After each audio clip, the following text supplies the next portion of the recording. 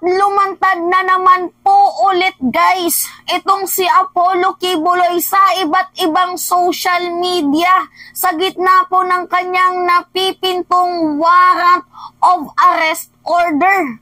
Abay meron po guys hamon. Hindi talaga nagbago ang karakas ni Quiboloy. Napakataas pa rin po ng kanyang ihi at hindi marunong magpakumbaba. Ano yung sabi niya?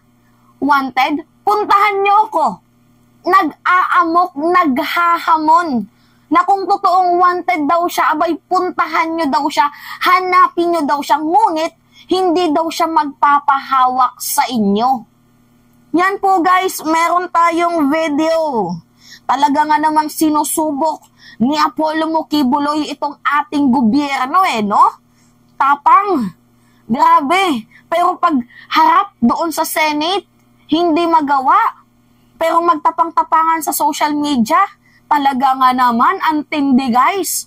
Ngayon, pakinggan natin itong kanyang video na kung saan kausap niya ang isang bishop. At yung bishop mismo ang nag-upload ng video na to na kung saan meron pong title na ang huling pag-uusap po ni Quiboloy at ng bishop na yon.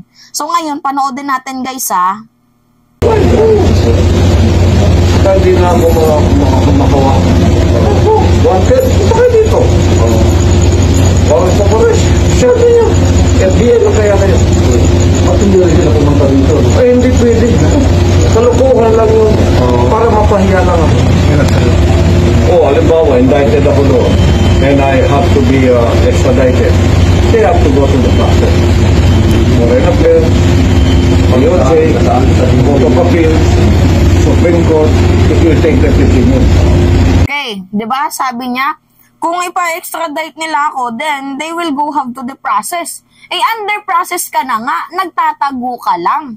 Tapos daw, yung ginagawa sa kanyang warrant of arrest is a way of, pamamahiya daw sa kanya.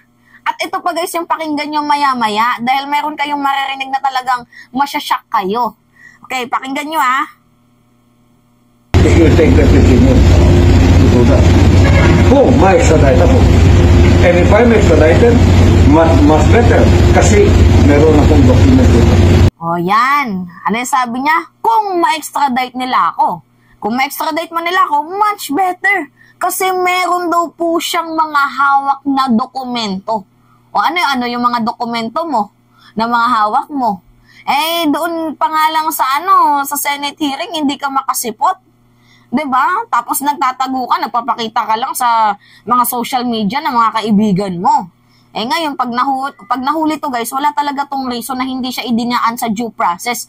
Tingnan nyo, lakas talaga ng loob, no? May warrant of arrest order na, tapos ang antibay, no? Magsasalita pa na, sige, puntahan nyo ako kung totoong wanted ako. Diba? Pakinggan pa natin. Tao pa rin sila. Ito ang hinaharap nila. So itong pagpapahiya sa akin, it has made the kingdom more purified, more intact, and more highly organized. Kasi yung practice namin dito, yun ang gustong i-undermine ng mga rebelde. Yan, narinig nyo? Yan yung palusot niya, na kaya daw siya pinapahiya, kaya daw siya binibigyan ng kaso kasi yung properties daw nila ni Quiboloy, yung mga naipundar niya daw, gusto daw pong i-undermine ng mga kalaban, ng mga rebelde. Which is, ang tinutukoy nilang rebelde dito is si Senator Risa Hontiveros. Diba? Nakakaloka, pinapa-attend ka lang sa Senate hearing kung ano-ano na yung yung mitya mo kay Senator Risa Hontiveros. Una, pinangalanan niya na may kabet. Ngayon naman, gustong kunin ang kanyang mga ari-arian. Loko ka ba?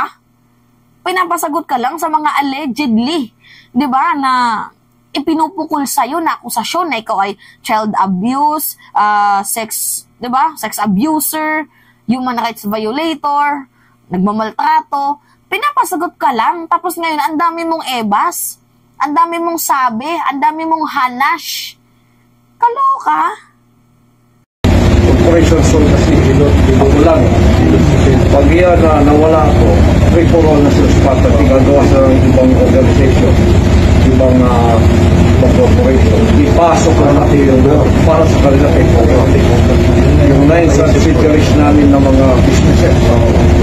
Construction, aviation, broadcasting, sa field of the devil. Revelation 12, there was war in heaven. There was war in heaven on earth. Paano natalo siya doon? Talo pa rin. Lalo na dito. Oo. Yan ang, kaya ako tumatawa ako sa mga yung mga pagpahiya nila sa akin. Live in Syria, 72 pages. Puro ko. Pero commercial sector. Wala akong nakarinig ng commercial sector. Kaya commercial sector. Ibig sabihin yan. Kahit ano lang ilagay niya eh. Para lang may indictment ka. Para lang makusasan ka. Yung binabasa ko doon na yung economic sabotage siguro yun. Oo. Di ba kayo, mga abogado man kayo? Pero hindi mo niya alam yung style ng Amerika. Wala ka naman niya. Parang kami garbo. Alam mo niya yan? Nagano na yung style nila doon. May ano naman po. Oo. Kangaroo. Actually, kangaroo. Parang FNC. Kaya tinikira ko lang. Parang si Saddam, gano'n ginawa nila kay Saddam. Gano'n. Talag binilang na si Saddam. Diba? Ano lang yung detergent? Pinakita niya siya. Hindi, ano? Pagkatapos, okay na. Bira na. 1 million ang namatay. The former Yugoslavia. 70 days, walang hit-from bombardment.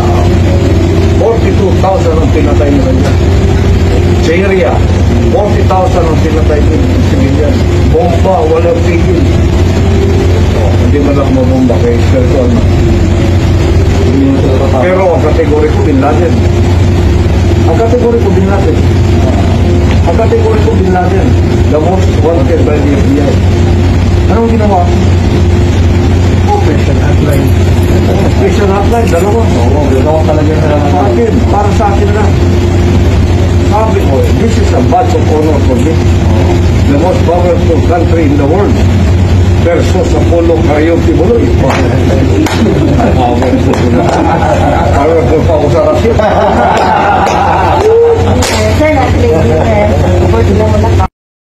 Tama ba ako ng pagkakarinig? Even the most powerful country in the world, kayang i-defeat ni Kibuloy? Tama ba? I-replay nyo na lang guys yung huling statement niya. Even the most powerful country on the earth, kaya niyang matalo. Hindi ko kasi napakinggan ng maayos yung sa pinakadulo. Pero yun yung pagkakaintindi ko na kaya niya daw talunin yung pinaka most powerful country versus Kibuloy. Angas naman ng lolo nyo. Angas ng lolo nyo. Diba? Grabe, no? Tindi. Ano yung nakakatawang part dito, guys? Sabi niya, wanted? Puntahan niyo ako. Naghamon siya. Napuntahan daw siya. Paano ka pupuntahan nagtatago ka? Diba? Nakakaloka. Grabe. Hanggang ngayon, yung yabang ni Kibuloy talaga nga namang nangingibabaw. Wala pa rin siyang character development. Tama nga yung sinabi ni Pacquiao. Diba ano yung sabi ni Pacquiao? Mambubudol daw itong si Kibuloy. Nakakaloka. Taas pa rin ang ihi niya, guys. Ngayon, pag ikaw nahuli, huwag kang iiyak-iyak. Diba? Lahat ng due process, ibinigay na sa'yo. Tapos ngayon, magpapakita ka sa mainstream, sa social media ng mga kaibigan mo, tapos nagmumukha kang matapang, tapos pag ikaw, pinaghahanap na, tago ka naman ng tago. Shit, angas. Baka Kibuloy yan. O ngayon guys, ano yung masasabi nyo? Diba? Nagpakita na naman siya ulit. Actually, this video is, 24 hours ago. Nakita ko to sa Facebook viral. Dito sa YouTube, wala pa naman tong video na to. So, yun. Kinontent ko para may update kayo na ito pala si Kibuloy, nagyabang na naman. So, anyway guys, it's me again, si Mima Alicia Nyot, nagbabalik ulit para sa ating panibagong video.